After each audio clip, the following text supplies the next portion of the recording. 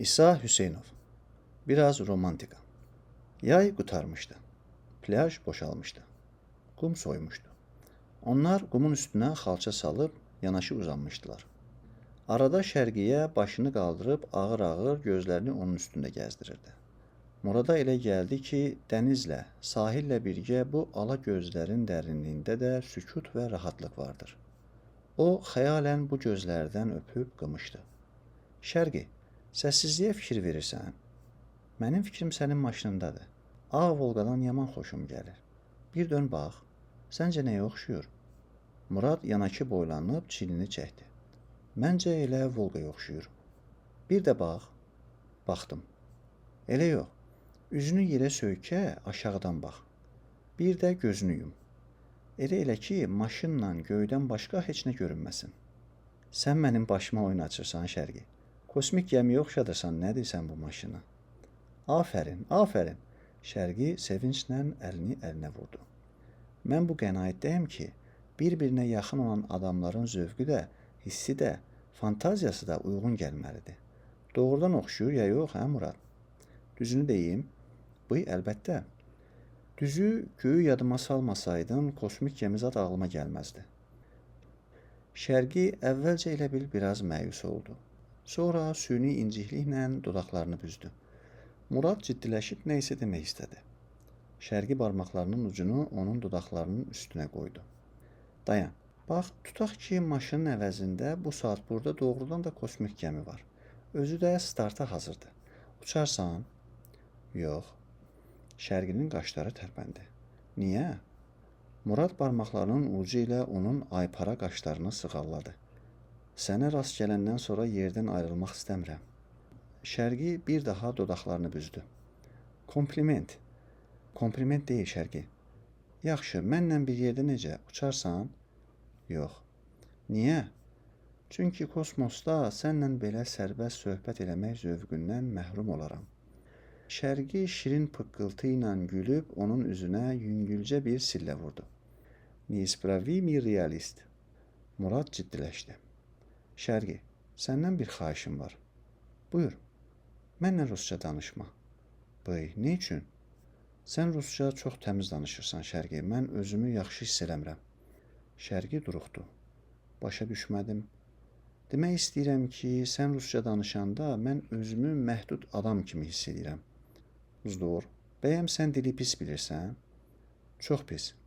Günün tələbi ilə yanaşsaq, demək olar ki, heç bilmirəm. Şərqi əlini onun saçlarına toxundurdu.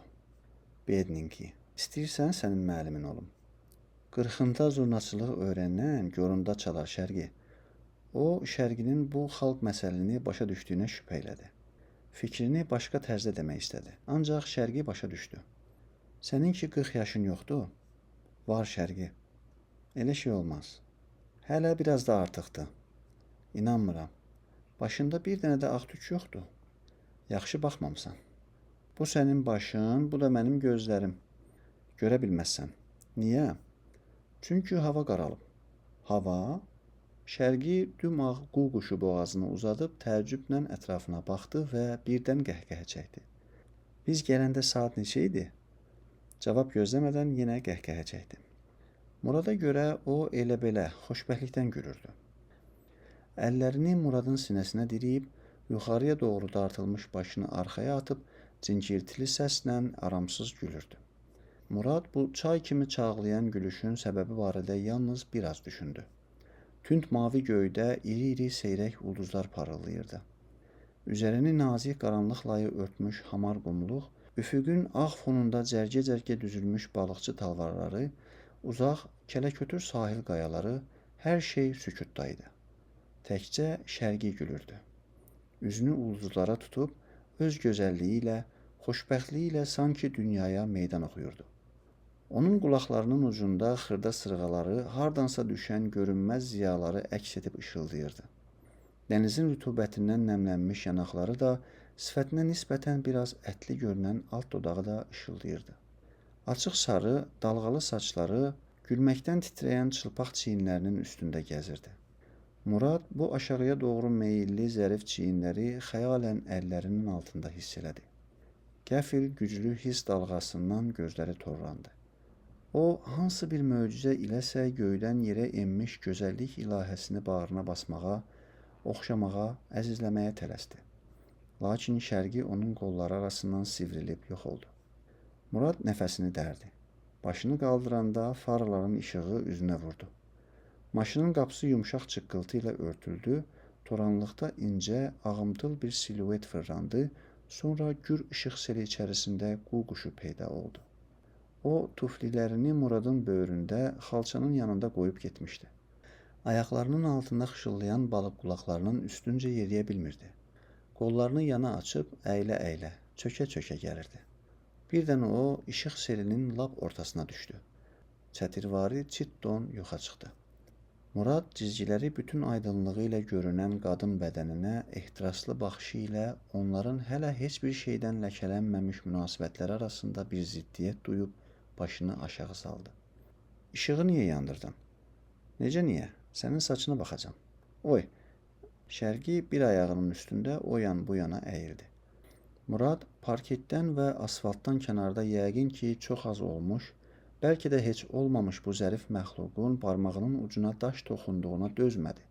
Bir sıçrayışla atılıb onu hop götürdü, gətirib ehtiyatla xalçanın üstünə düşürdü. Üz-üzə, yanakı oturdular. İndi Şərqi çox diqqətlə onun saçlarına baxırdı.